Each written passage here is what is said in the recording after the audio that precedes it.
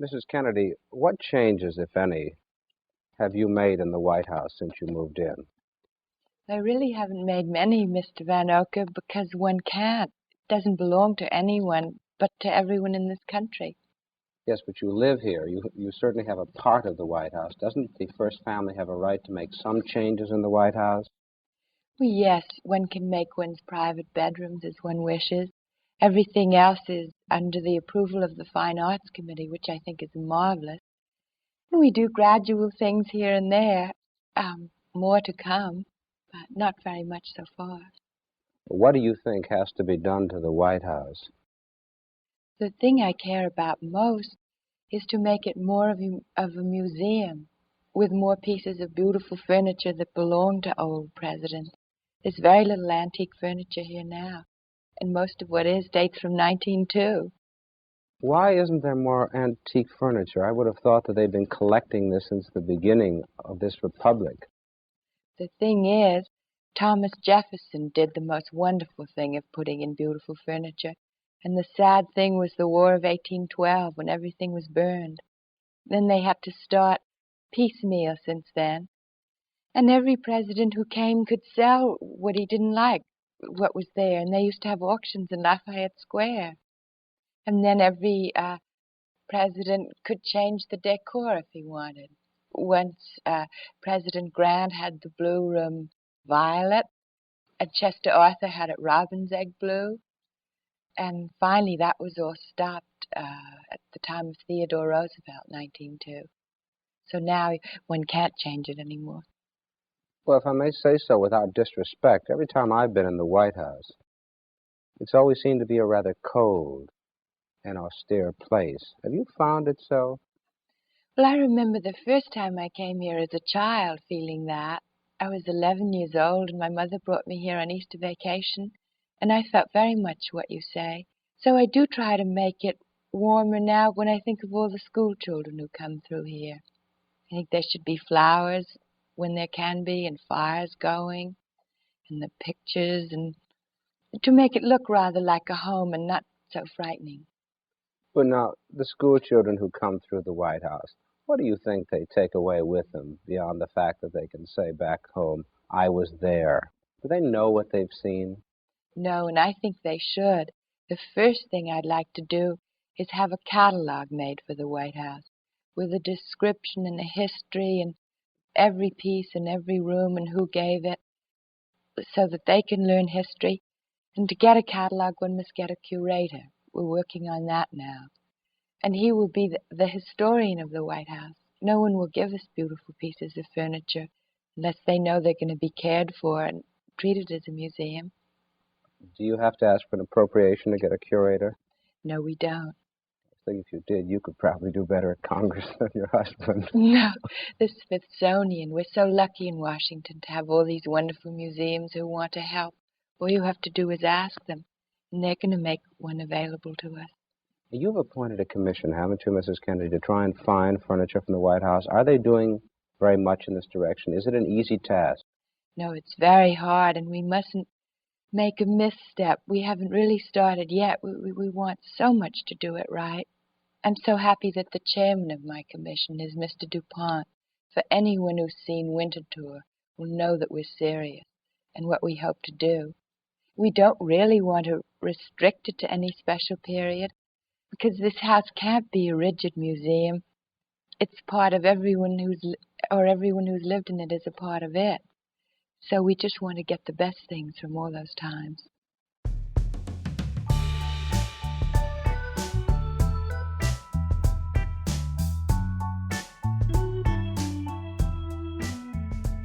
Welcome, TV Herstoryans, to Advanced TV Herstory.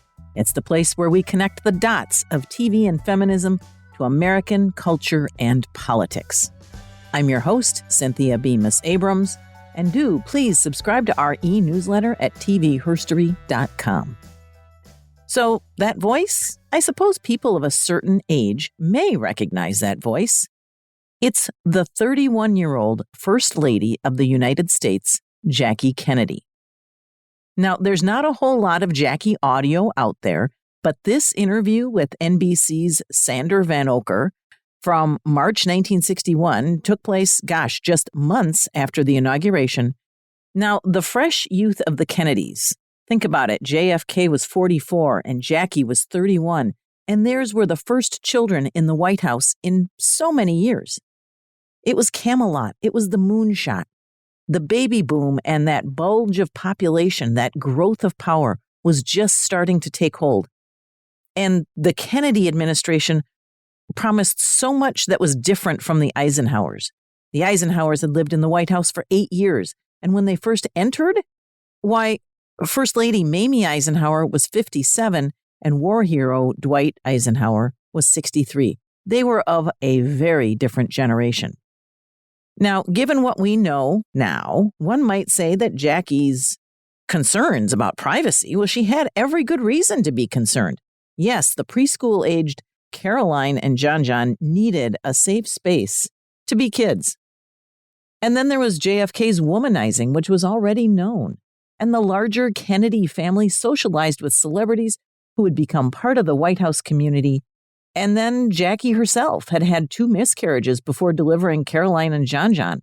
At 31, would she perhaps have another? Health matters were very much a real part of their family.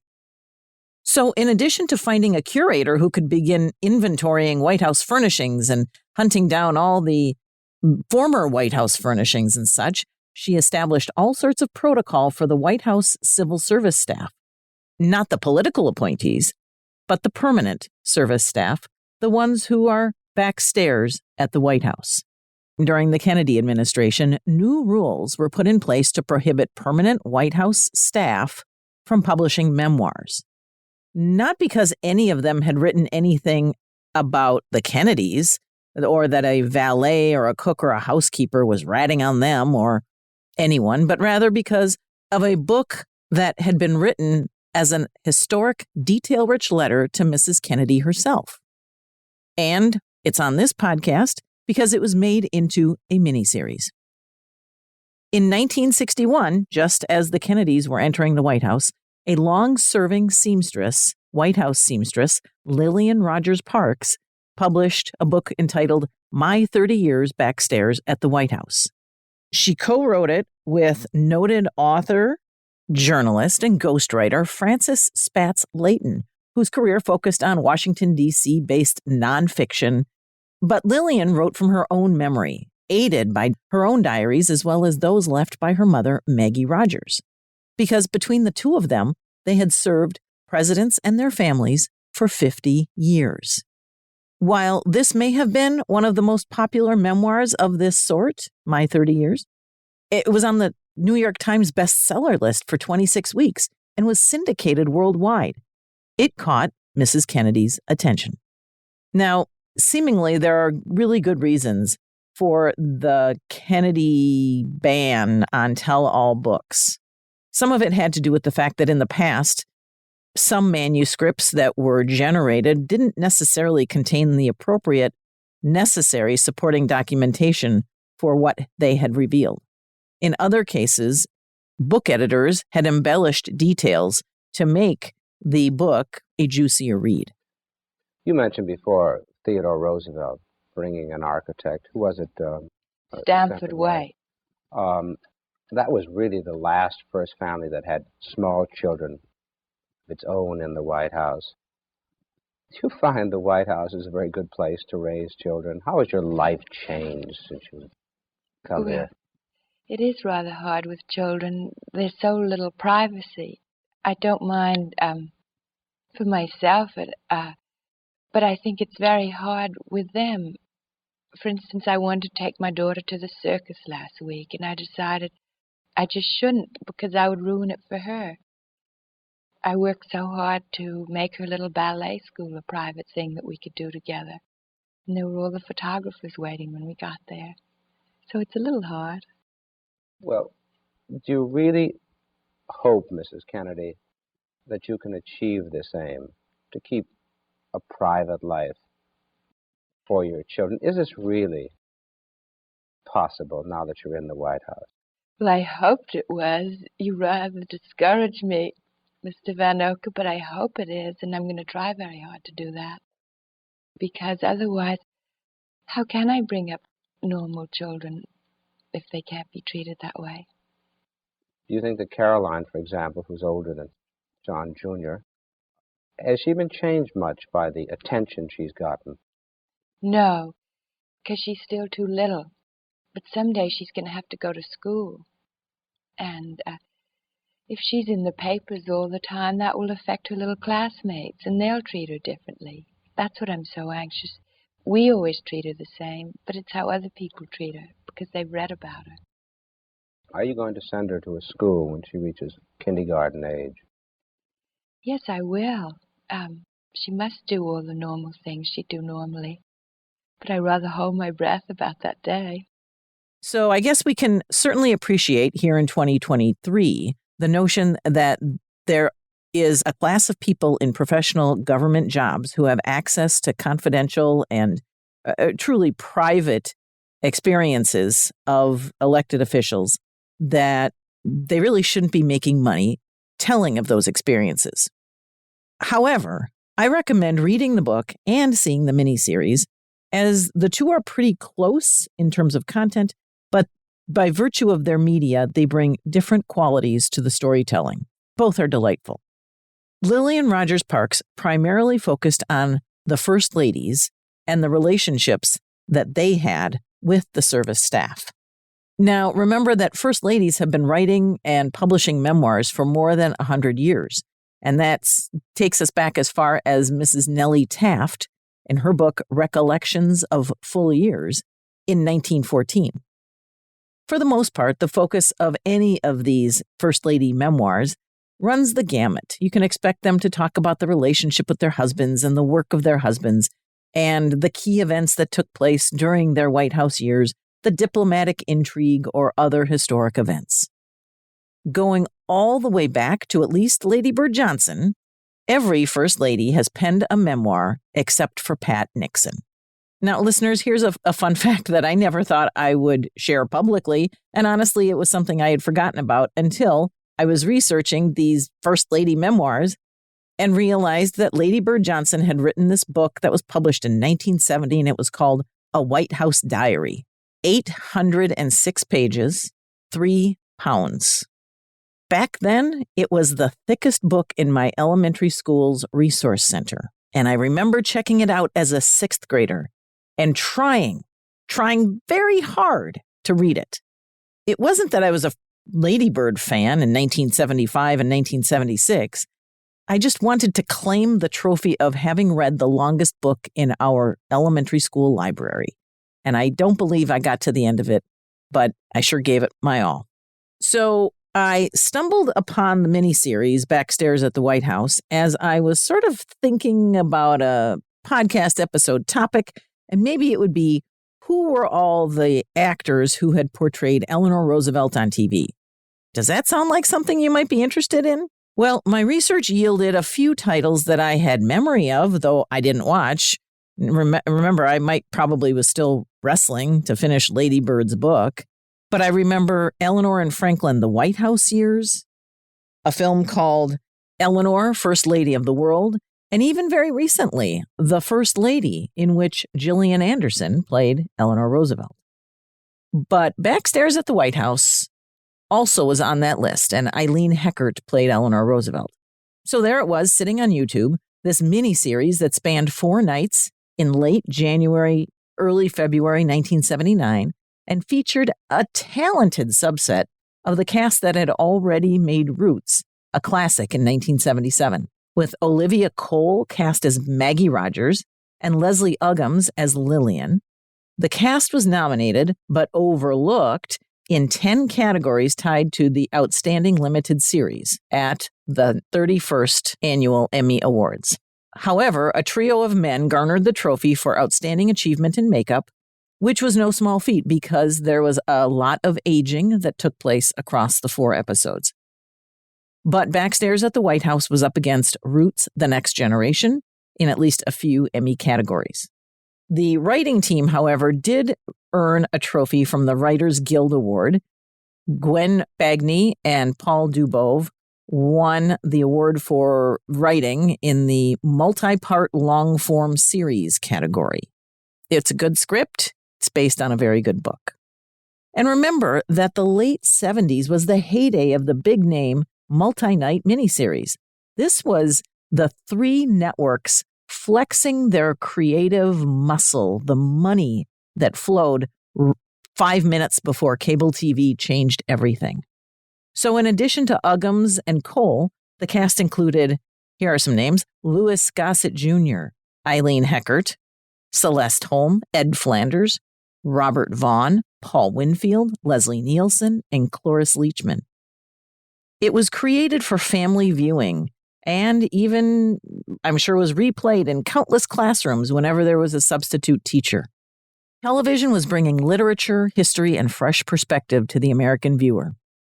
So raising the concerns about whether or not this was historically accurate, as perhaps that Kennedy ban on memoirs was intended to do, we do have to assume that Lillian Rogers Parks' manuscript was vetted for accuracy. Certainly it was based on diaries that she had in her own hand and her mother's hand. And in the end, the vignettes that were contained in both the book and the miniseries are in fact gentle and compassionate and historic. When they regard racism or segregation laws, however, Parks was frank. There weren't too many filters. She did not sugarcoat some of the incidents. Would history of the mostly black service staff at the People's House ever have been preserved had this not been shared? And how many first ladies after Mrs. Kennedy read the book for insights? And what if Lillian's book had been published and sold so well in the early 60s, but had there never been a miniseries created, this would have been the only record of the Backstairs history. And 60 years later, would libraries still have a copy in their stacks? It's just not something we think about. But with the miniseries, at least there's a greater chance of keeping the stories, the White House stories, the stories of people of color told from their perspective and their voice, alive. Parks's writing of her mother's experience, which was that of seeking work as a single mother of 2 children in the Washington, D.C. area, that's the American story. Sure, there's White House history, and in fact, a nonprofit organization, just as Jackie Kennedy had envisioned, is alive and well and raising money in order to do just that, to keep the White House alive and in an educational format. But honestly, how often does White House history land in prime time anymore? The story of this country, the story that has brought me to this stage tonight, the story of generations of people who felt the lash of bondage, the shame of servitude, the sting of segregation, but who kept on striving and hoping and doing what needed to be done so that today I wake up every morning in a house that was built by slaves.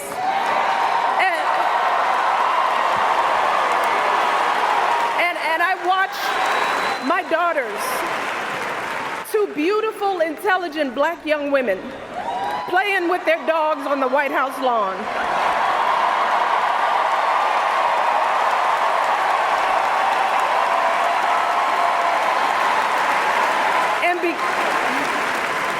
And because of Hillary Clinton, my daughters and all our sons and daughters now take for granted that a woman can be president of the United States. For 50 years, Maggie Rogers and her daughter Lillian served the administrations of Presidents Taft, Wilson, Harding, Coolidge, Hoover, Roosevelt, Truman, and Eisenhower. The vignettes document changes and challenges to the White House itself, such as the transition from gas light fixtures to electric, the use and decor of rooms, just as Jackie had mentioned, and major maintenance, such as when the roof fell in. Without pouring through a boring biography of any given president, we learn about the advent of presidential security following a foiled attack on President Hoover. This was something that Maggie Rogers and Lillian Rogers had witnessed firsthand. Now, I mentioned Jackie Kennedy's concern about the privacy of her family's personal information. Indeed, Parks had noted medical maladies and diseases that had preceded all of the family's times in the White House, or some that occurred during their time in the White House. We can think about Franklin Roosevelt's polio and how that affected all of life behind the scenes. Woodrow Wilson's stroke, which occurred while he was president. The death of Woodrow Wilson's first wife, Ellen, who will then be replaced by Edith.